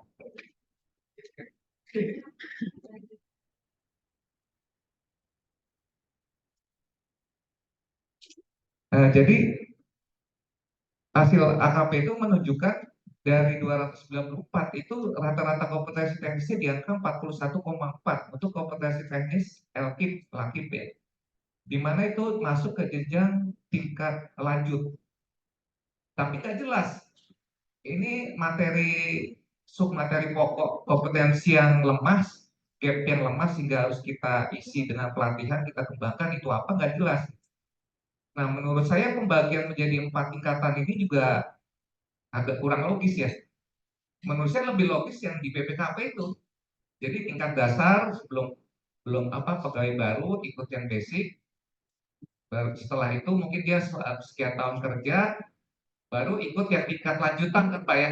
Tingkat lanjutannya kan tailor made ya berdasarkan kelemahan fakta temuan di lapangan kan. Nah itu saya kira lebih logis gitu, cukup. Jadi nggak harus 4 tingkat gitu.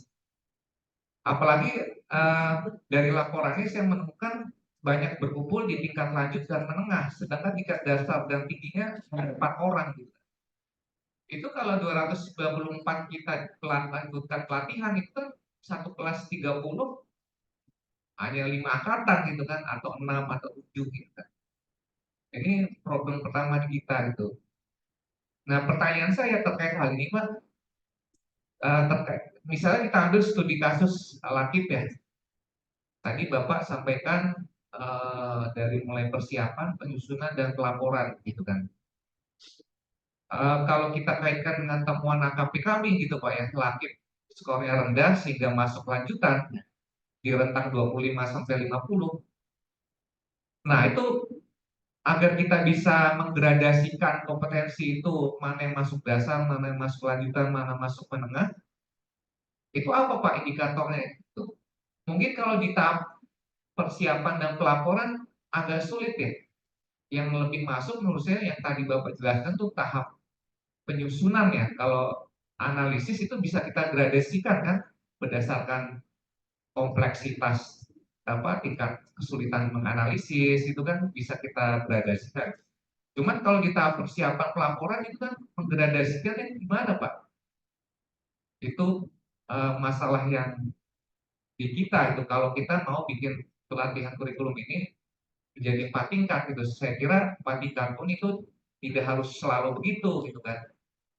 Sebenarnya kan kalau di peraturan nggak harus setiap pelatihan pasti ada 4 tingkat gitu kan Pak. Artinya di Bapak hanya 2 gitu. Itu Pak mohon tanggapannya. Baik, terima kasih Pak Januar. Izin sharing ya Bapak Ibu.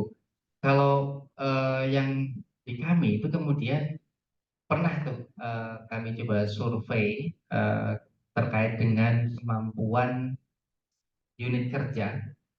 Jadi konteksnya menyurvei unit kerja, bagaimana tingkat kebutuhan mereka untuk diklat sakit gitu, diklat sakit. Semua ngaku nggak bisa, Pak. Semua mengaku dasar, gitu. Level dasar maksudnya. Karena memang mungkin diklat katakanlah in kelas gitu ada sisi menariknya ya. Ini bukan soal materinya saja, tetapi kan kadang-kadang jadi reward bagi teman-teman yang di daerah gitu ya, kalau di kami. Kemudian bisa ke Pusdiklat atau ke Jakarta gitu. Nah, ada hal lain yang kemudian membuat bias. Karenanya pendekatan yang kemudian dilakukan adalah justru dilihat dari akhir. Produk akhirnya yang diharapkan itu seperti apa? Yang bisa menilai siapa? Untuk level entitas eksternal. Gitu ya. Artinya kita lihat bagaimana rekomendasi Kemenpan misalnya untuk konteks sakit. Kan Kemenpan juga menyorotinya bukan hanya pada level entitas yang di pusat atau dikatakanlah unit teknis yang di pusat, tetapi juga pada eselon 2-nya. Ketika pendalaman itu seringkali muncul, oh ini sudah bagus kalau di level BPKP-nya, tetapi di level eselon 2 di perwakilan ternyata monitoring atas pelaksanaan kinerja itu belum jelas. Misalnya gitu. Ada lagi peran inspektorat nih, memang sudah melakukan evaluasi rutin, tetapi dampaknya terhadap peningkatan kualitas sakit di unit kerja belum terlihat. Nah, dari situ kan berarti oke. Berarti untuk kalau yang dari sisi tadi katakanlah yang kedua, inspektorat dibilang belum berdampak evaluasi kinerjanya, berarti kami harus tingkatkan nih kompetensi teman-teman inspektorat yang tugasnya melakukan evaluasi sakit. Kan gitu. Mereka kemudian didiklatkan tingkat evaluasi sakit. Tapi pasti bukan dari dasar kan mereka, karena eh, sudah pasti yang di inspektorat itu teman-teman yang sudah pengalaman. Hanya perlu penajaman. Penajamannya seperti apa? Karena katakanlah kalau dari sisi kompetensi nggak bisa diklaster, sisi dasar, menengah, ahli ataupun lanjut ya, dasar, lanjut, menengah, ahli misalnya, ya sudah.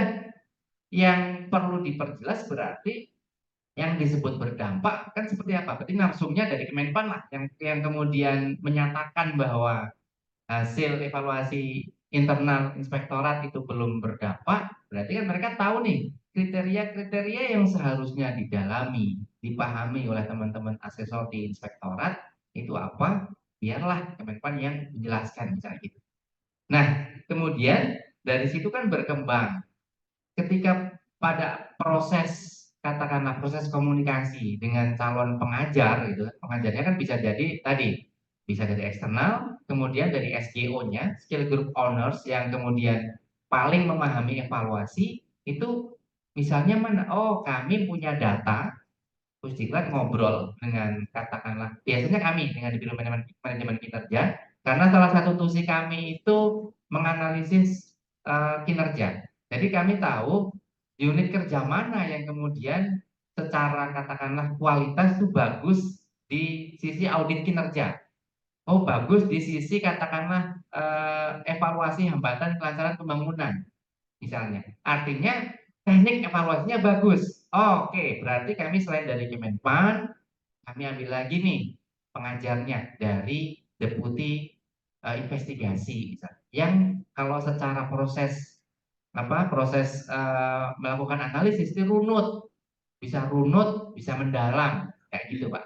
Jadi artinya yang di klaster bukan bukan katakanlah kompetensi di kurikulumnya, tetapi bagaimana sih kebutuhan akhir, ya, ultimate need dari suatu produk itu seperti apa, kemudian baru diterjemahkan ke dalam kebutuhan kurikulumnya. Gitu Pak, kalau boleh cerita di kami. Itu untuk diklat-diklat yang sifatnya seteller seperti ini, teknis substansi gitu, yang nggak baku. Kalau yang baku kan ada ya, diklat tadi penjenjangan. Memang yang auditor ya, ada auditor katakanlah terampil, ada pelaksana ya, pelaksana, pelaksana lanjutan, ahli pertama, ahli muda, ahli madya, ahli utama. Ada 6 kan, 6 jenjang udah baku yang seperti itu. Tapi yang sifatnya kayak gini, teknis substantif gitu ya, itu kurikulum yang mengikuti ini, yang mengikuti kebutuhan user gitu. Kurikulum yang kemudian mengikuti kebutuhan end usernya. End usernya siapa? Oh, kalau yang kinerja berarti harusnya biro perencanaan harus bisa bilang dong unit sound berapa unit yang masih sifatnya itu kalau kita bicara laporan basic banget gitu. Berapa unit yang kemudian sudah cukup advance, itu biro perencanaan harus sebagai rendalnya ya, sebagai pengendali laporan kinerja harusnya bisa memilah, sudah punya data. Demikian Pak. Ya, terakhir Pak, mungkin waktu ya. Jadi kesimpulannya Pak, mengkonfirmasi yang pertama, tadi di awal Bapak mengatakan tidak ada kan pelatihan khusus menggabungkan isi semuanya. Nah sekarang saya tanya sebagai kesimpulan Pak. Misalnya kami bikin satu pelatihan yang isinya tadi Pak 5 kompetensi itu ya, SPIP, Lakip, Laktas semua ada di situ, tapi sifatnya sebatas kompetensi pengetahuan Pak, sebagai pengantar bagi yang apa ya, PNS-PNS baru yang baru jabat di situ, itu gimana pendapat Bapak, setuju atau tidak, bisa atau tidak.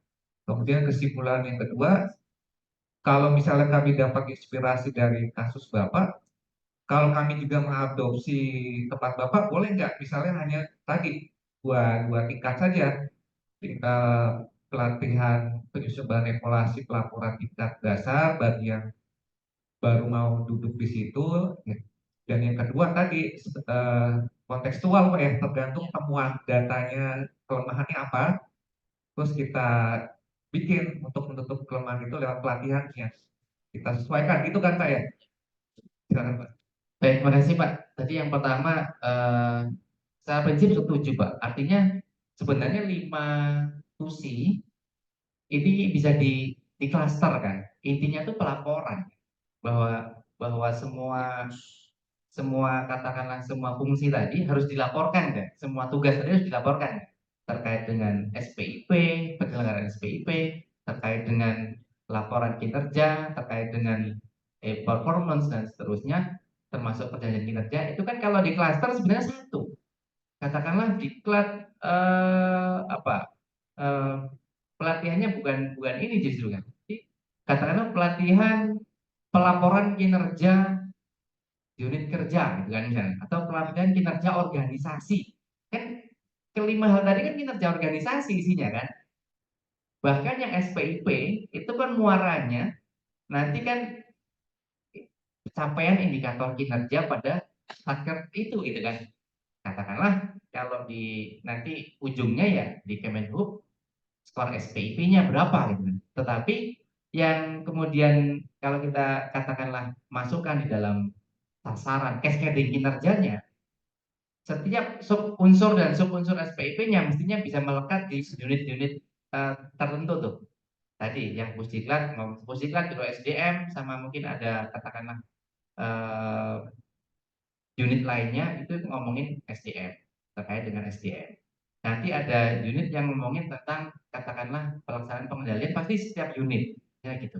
Nah, konteks itu berarti kita bisa katakanlah dari 5 tugas ini dia besarannya apa? Oh, pelaporan kinerja organisasi. Nanti yang dilaporkan apa? Perjanjian kerja pasti. Untuk bisa melaporkan harus bisa nyusun sampai situ. Yang di sisi laporan kinerja pasti kena karena secara pelatihan laporan kinerja. SPIP ada di dalamnya sebenarnya. E-performance, smart DJA termasuk Emonet itu proses, gitu kan? Nanti laporan outputnya muncul di laporan kinerja, misalnya gitu. Nah, laporan tahunan udah jadi satu tadi dengan laporan kinerja. Artinya dengan satu pelatihan, katakanlah pelaporan kinerja organisasi, itu sudah mencakup seluruh kompetensi atau seluruh tugas dan fungsi yang diharapkan dilaksanakan oleh para penjabat analis, analisis dan evaluasi ya. Itu Pak, yang pertama. Nah dari itu Pak, saran Bapak durasinya berapa hari, terus calon pesertanya kriterianya apa Pak, dari sisi pendidikan, jabatan, pangkat, kira-kira gimana Pak? Iya, mungkin kalau secara Karakteristiknya seperti yang tadi Bapak sampaikan. mungkin ini ya Bapak Ibu, kalau melihat misalnya ini kan sebenarnya dua klaster besar. Yang pertama kinerja, yang kedua yang penyelenggaraan SPIP. Penyelenggaraan SPIP kalau bicara satker mungkin mudah, mereka hanya melaksanakan dan melaporkan gitu ya. Tapi kalau bicara teman-teman yang di pusat, sebenarnya kan harus merencanakan sesuai dengan katakanlah hasil evaluasinya Itjen atau BPKP, kemudian harus mampu nanti melihat katakanlah ini sebenarnya tujuan besarnya apa sih, bukan hanya skor gitu kan. Tapi yang harus dilihat itu filosofinya kan, sehingga bisa jadi untuk teman-teman tertentu ya, unit-unit tertentu yang menjadi satker-satker kunci atas pelaksanaan SPIP itu butuh diklat penyelenggaraan SPIP. Nah, nanti secara ininya, secara katakanlah resumnya muncullah di diklat pelaporan kinerja organisasi. Kami bayangkan gitu.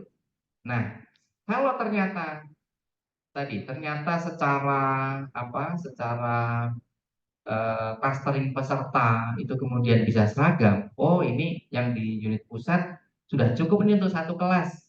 Ya udah, dia dapat dua sekaligus misalnya di dalam diklat pelaporan kinerja, di dalamnya katakanlah ada 2 hari yang kemudian ngomongin penyelenggaraan SPIP misalnya. Nanti yang 3 harinya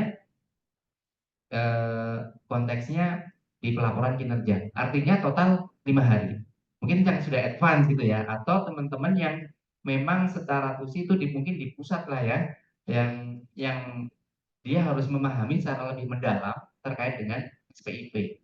Tetapi kalau kemudian secara umum yang lain, sektor-sektor yang lain bisa jadi ya yang pengetahuan atau katakanlah kompetensi terkait dengan SPIP tadi cukup dimasukkan dalam salah satu subkurikulum di diklat pelaporan kinerja organisasi gitu. Jadi tetap bisa 5 hari, tetapi dengan melihat data peserta, data kompetensi peserta, data baseline kompetensi peserta.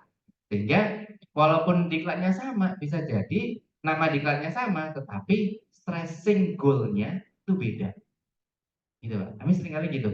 Ya udah nama diklatnya sama-sama sintesis hasil pengawasan, tetapi pesertanya itu udah dipilih sebenarnya. Kalau ada yang kemudian tingkat dasar, ada yang sudah tingkat lanjut. Ada yang basic itu semua dikasih, ada yang dia penajaman, pendalaman saja. Itu Pak. Pak nanti boleh minta nomornya, minta bahan-bahan yang tadi, boleh Pak referensi? Ada ya? Ya, di Ada terima. dong.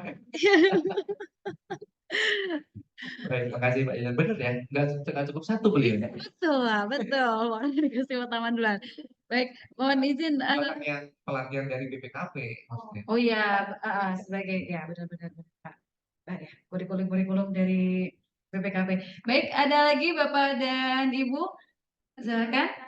Iya, boleh, Ibu Adani. Pertanyaan dari Pak Januar tadi Pak Agus. Ibu Adani.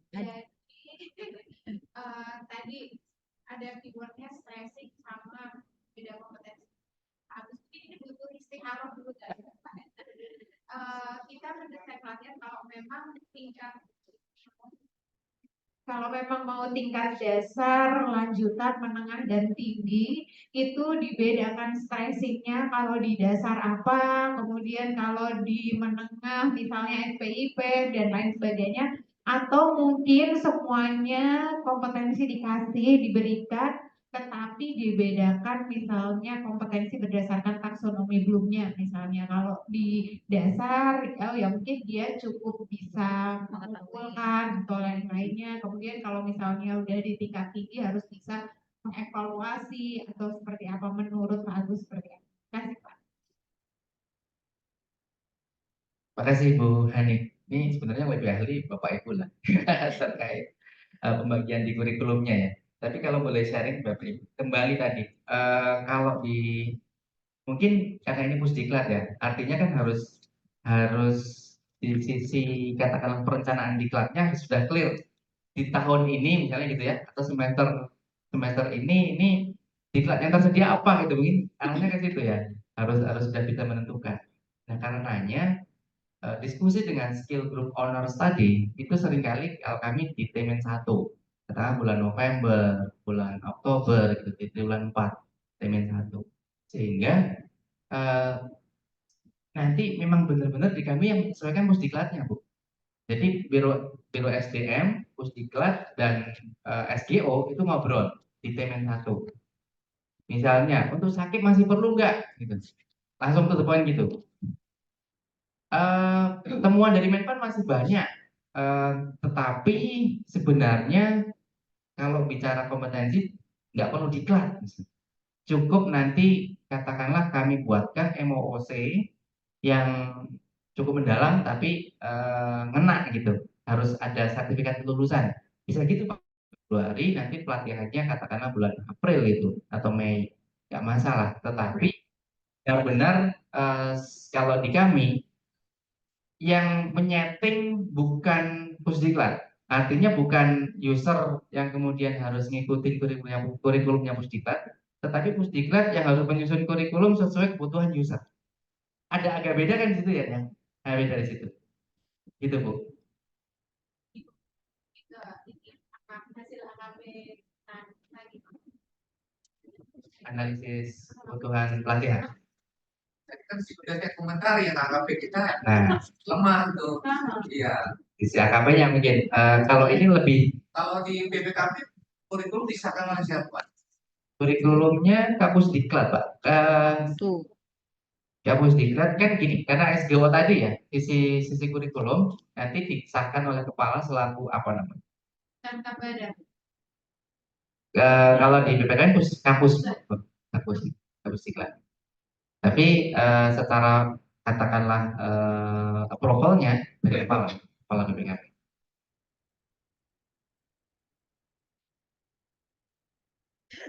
Diskusi nih. Jangan diskusinya. Ya, tadi udah diskusi, udah kesimpulan Pak ya. Intinya AKP kita ada kelemahan dan tidak harus dibagi pasti jadi 4 jenjang kan Pak, dasar, lanjut, menengah, tinggi gitu.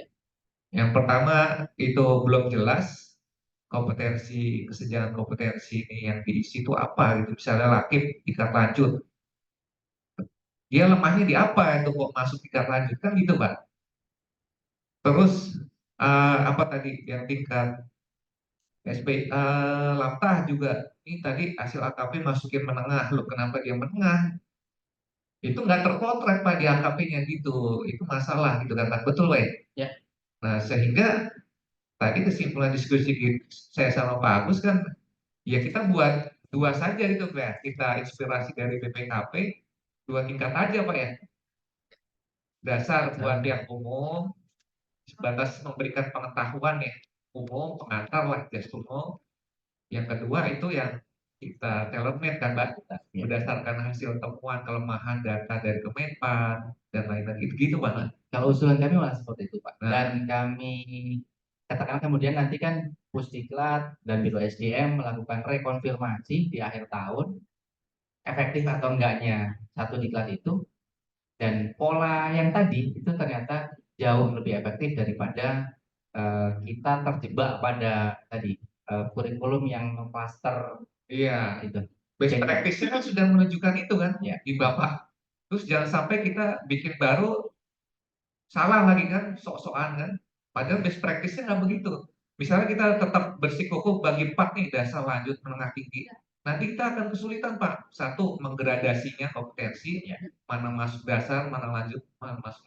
Kedua, pesertanya. Iya. Ya kan Pak? Betul. Tuh. Setuju Pak? Coba. Ketok palu Pak.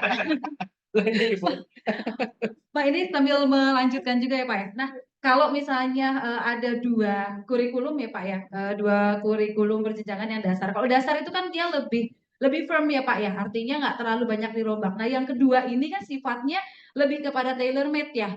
Nah, ini apakah memang ada satu kurikulum sendiri atau setiap yang tadi Bapak sampaikan T1 kemudian diskusi lalu dirombak lagi atau seperti apa? Jadi kami juga ada gambaran ketika kami misalnya tahun ini goalnya mau membuat 2 ini seperti apa. Kalau yang dasar mungkin tidak terlalu sering di otak-atik. Nah, tapi yang lanjutannya ini nih Pak, gitu. Seperti apa Pak? Gitu. Baik, makasih Bu. Jadi kalau secara kurikulum mungkin generiknya itu bisa tetap gitu ya. Generiknya tetap. Artinya tadi misalnya kurikulum diklat penyelenggaraan sakit di BPKP ya.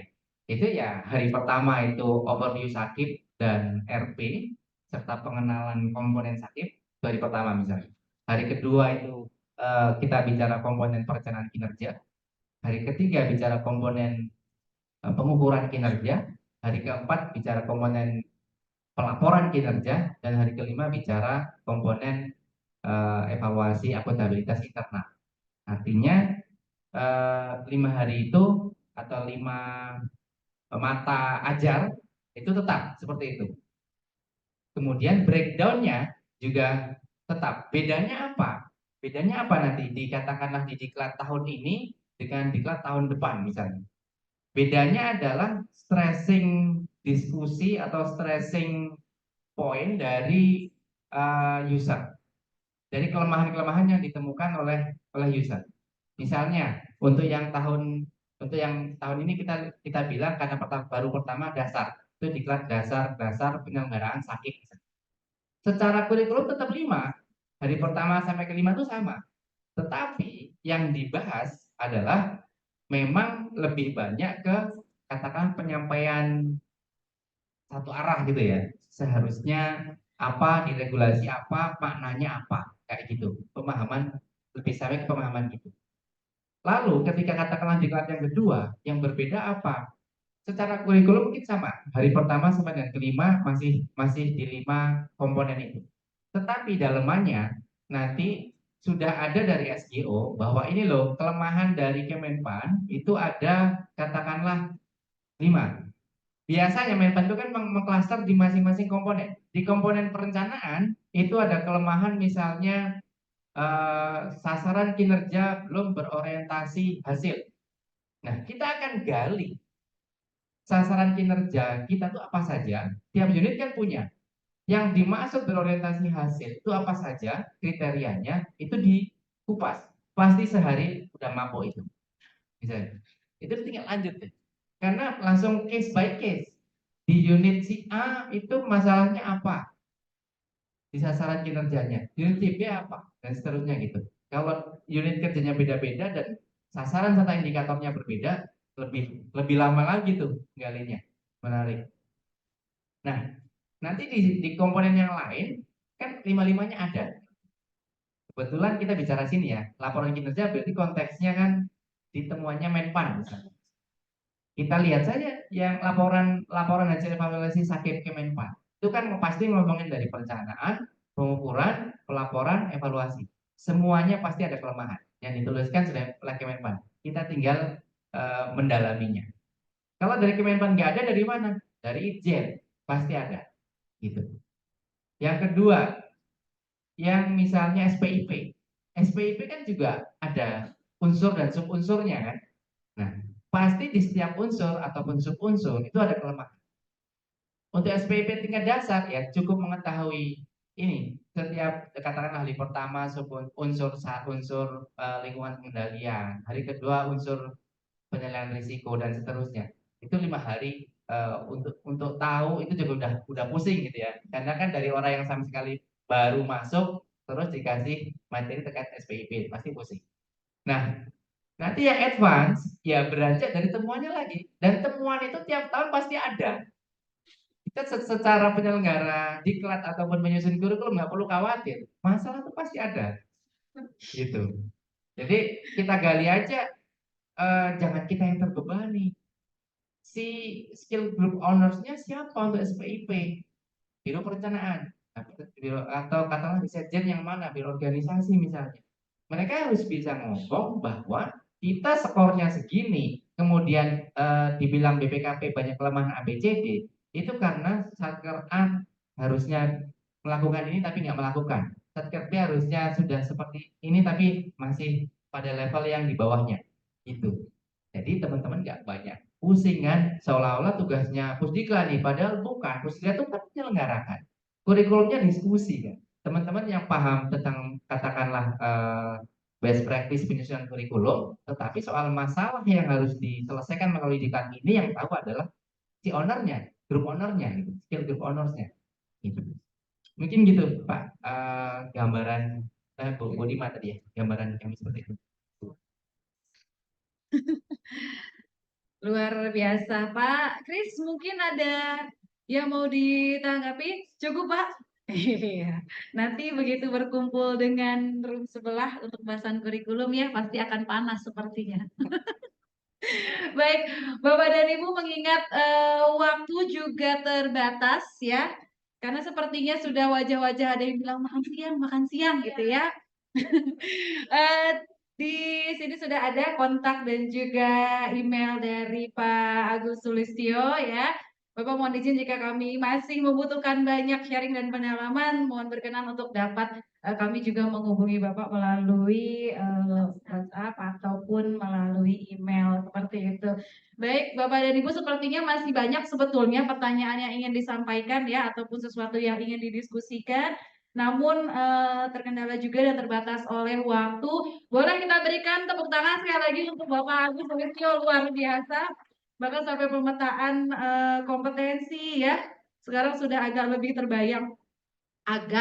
terbayang ya bagi kami para tim penyusun untuk selanjutnya akan menyusun kurikulumnya, termasuk juga masukan bahwa memang kurikulum itu sebetulnya lebih mudah, mohon izin jika disahkan memang di kampus diklatnya. Ya, sehingga proses program pelatihannya pun bisa berjalan dengan lebih cepat ya. Untuk menutup, saya juga masih punya pantun ya. Sampai lupa saya naruh pantunnya ya. I love you so much gitu kan ya, Lelo ya. Oke. Kalau tidak macet namanya bukan Jakarta. Kalau malam minggu macetnya sama gebetan. Aparatur perhubungan semakin mampu berkarya melalui pelatihan yang tepat dan berkelanjutan. Terima kasih Bapak dan Ibu semua. Mohon izin dapat kita berfoto bersama terlebih dahulu. Saya tutup. Assalamualaikum warahmatullahi wabarakatuh. Selamat siang. Yuk, mari kita berfoto bersama Bapak dan Ibu.